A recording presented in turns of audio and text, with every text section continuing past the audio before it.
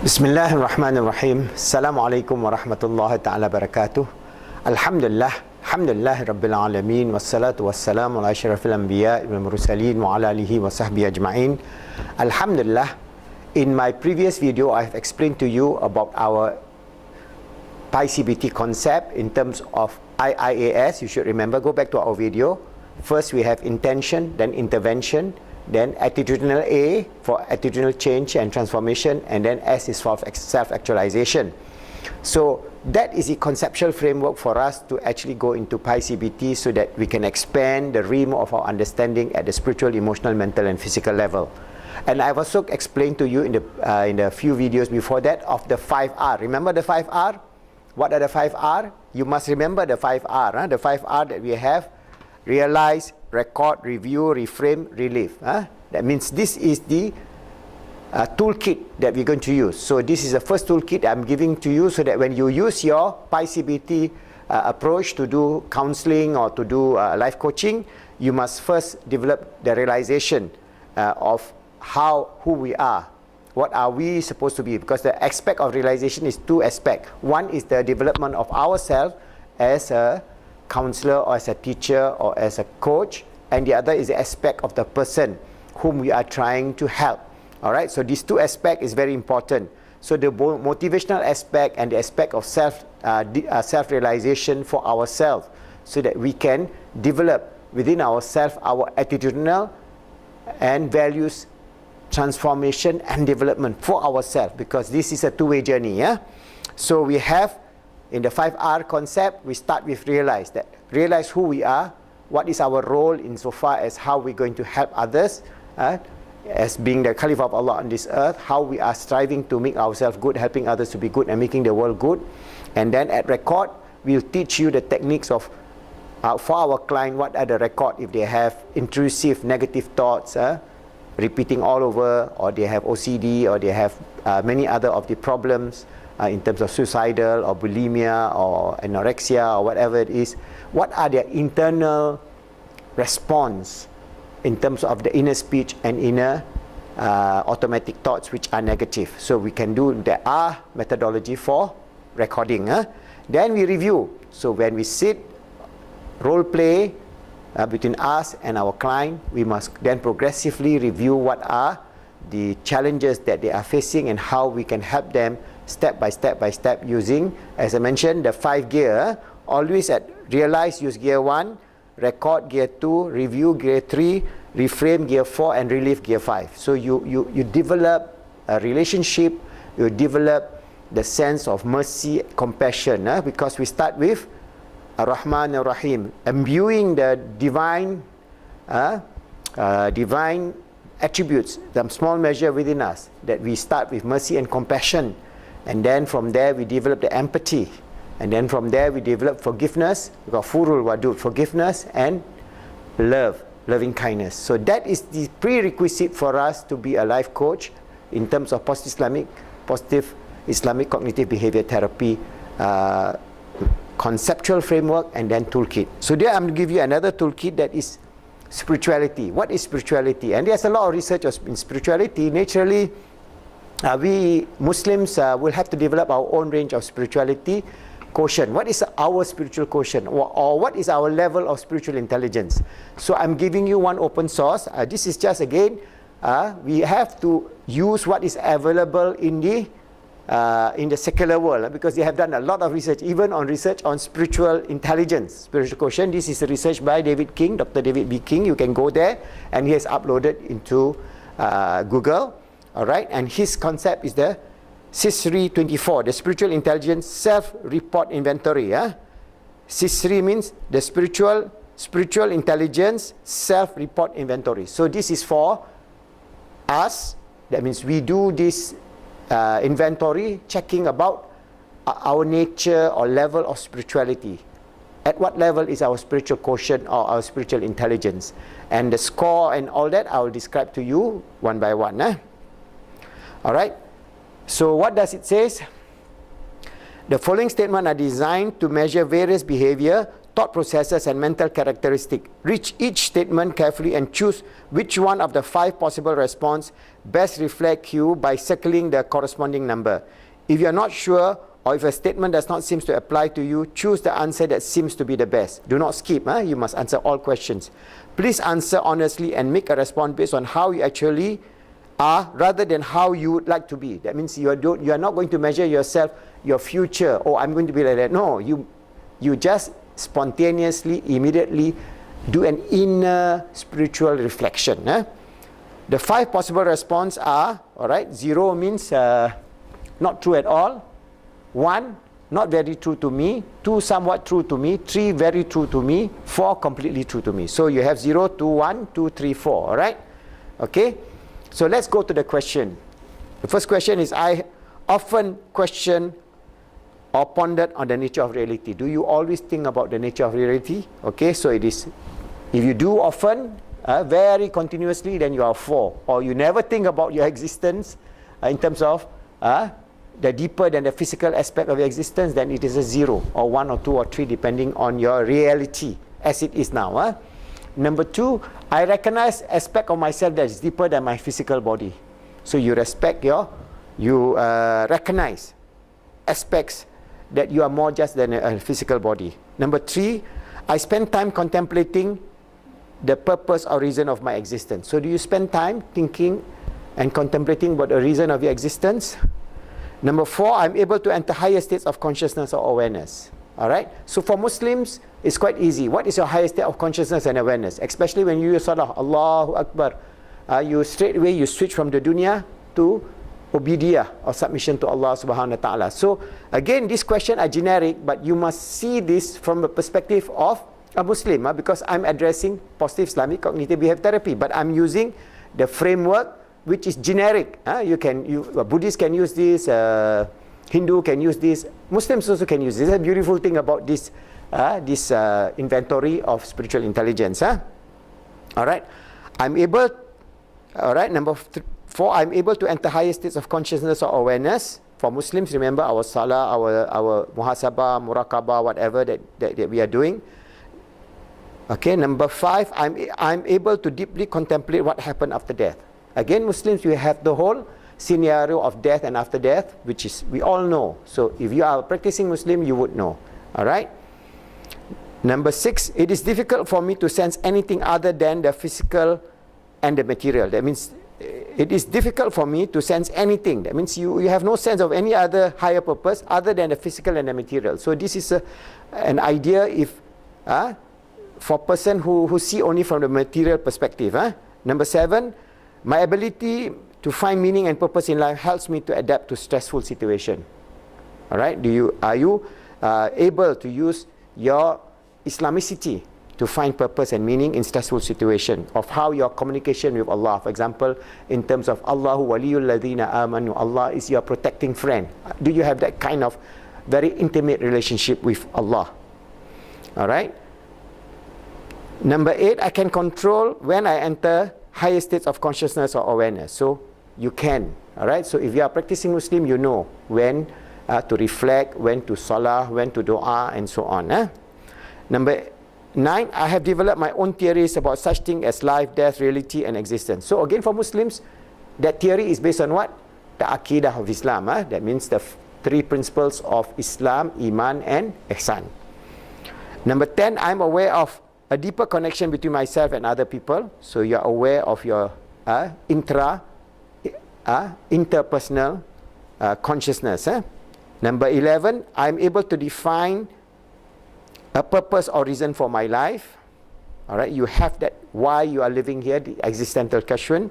Number 12, I'm able to move freely between levels of consciousness or awareness. So you can move, for example, if you're doing a zikir, you can move towards a concentrating or zikir, or you are not able to do that. Your other thoughts still intrusive thoughts keep on coming. All right.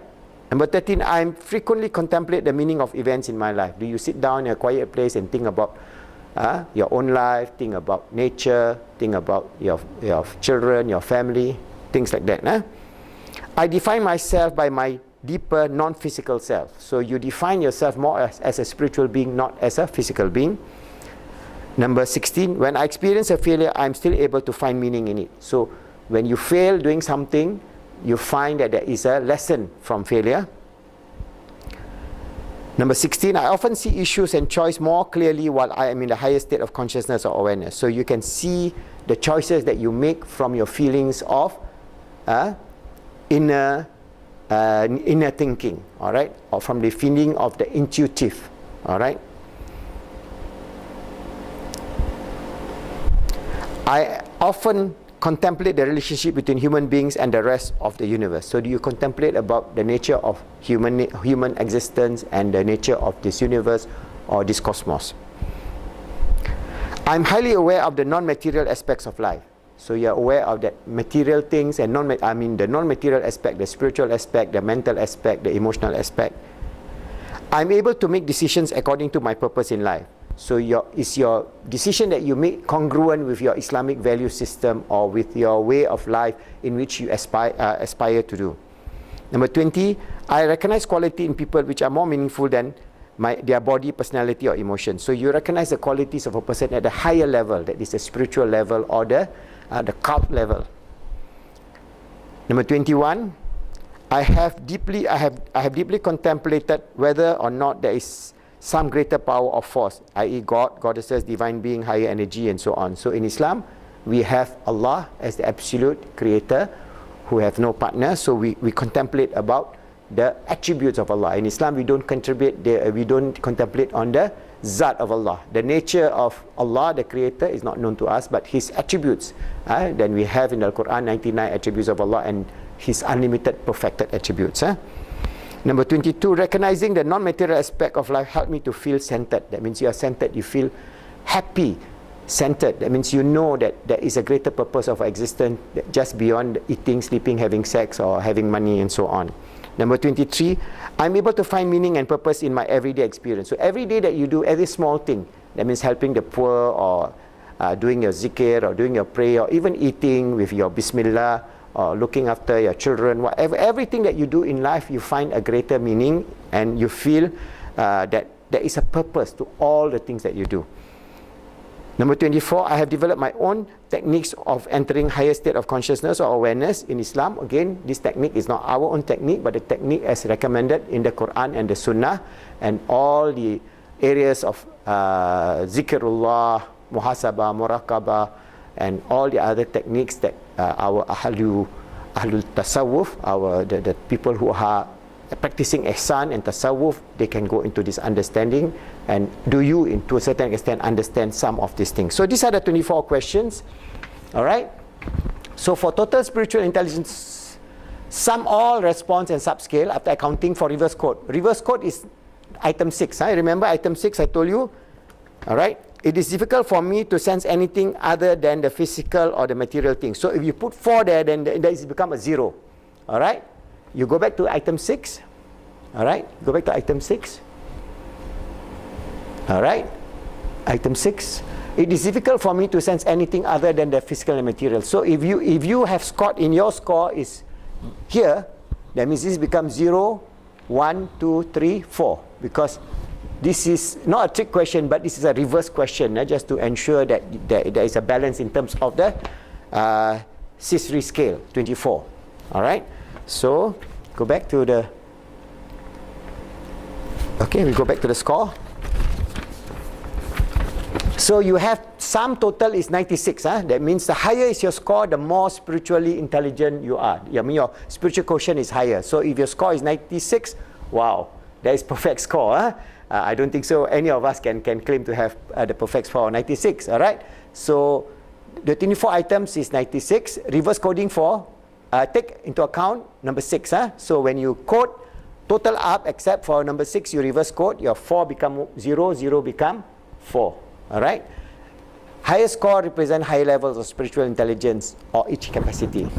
Alright, so again Dr. King has split this into 4: critical existential thinking, personal meaning production, and the next 2 is transcendental awareness and conscious state of expansion. These are 4 parameters in terms of spiritual intelligence. Okay, so we must know how and why this is being incorporated so that we can improve certain areas of our spiritual intelligence. For example, critical existential thinking, for example, this reflects about our critical nature. For example, you go to question number 1, 3, 5, 9, 13, 17, 21, it talks about the critical existence thinking. For example, question 1, I've often questioned or pondered on the nature of reality. So that is within this critical existential thinking. Or for example, we take question number 9, I have developed my own theories about such things as life, death, reality, and existence. All right, so this is a critical thinking aspect. All right, or question number 21, all right, I have deeply contemplated whether or not there is some great power or force, God, and so on. All right, so this is the critical existential question. So we have this existential question, are we alone? Are we created? Who created us? And so on. So from the Islamic perspective, this is a very critical issue. So the first 1, 2, 3, 4, 5, 6, 7 question, total 28, score 28. If you score high, that means you are high in terms of critical existential thinking. The next one is personal meaning production. PMP, sum title 7, 11, 15, 9, and 23. Sum total is 20. You score 20, that means you are perfect score. So what does personal meaning production means? It means that, for example, you take question number 7, my ability to find meaning and purpose in life helped me to adapt in stressful situation. All right, so you have personal meaning in terms of situation that you are facing in your daily life. So personal meaning in terms of your existence. For example, number 19, all right, you take number 19, I am able to make decisions according to my purpose in life. So you have a purposeful personal meaning production, the PMP, which Dr. King has explained.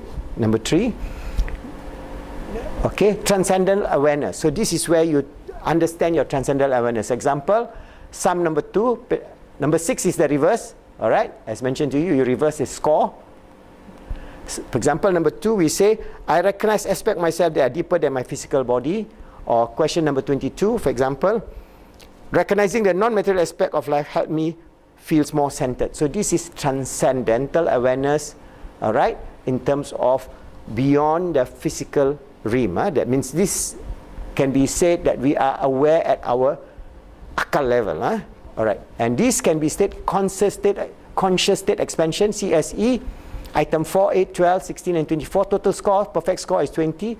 This tells us about our conscious state expansion. Now, for example, question number 4, I'm able to enter higher state of consciousness or awareness. Or question number 16, all right, I often see issues and choice more clearly while I'm in higher state of consciousness or awareness. Or question number 24, all right, I have developed my own techniques for entering higher state of consciousness or awareness. So this is the conscious state expansion in terms of our, as we say, our attitudinal and personal transformation and development. These are aspects of the spirituality at a higher level at which we are able to enter. Okay, so from this analysis, it gives us a good idea of where we are.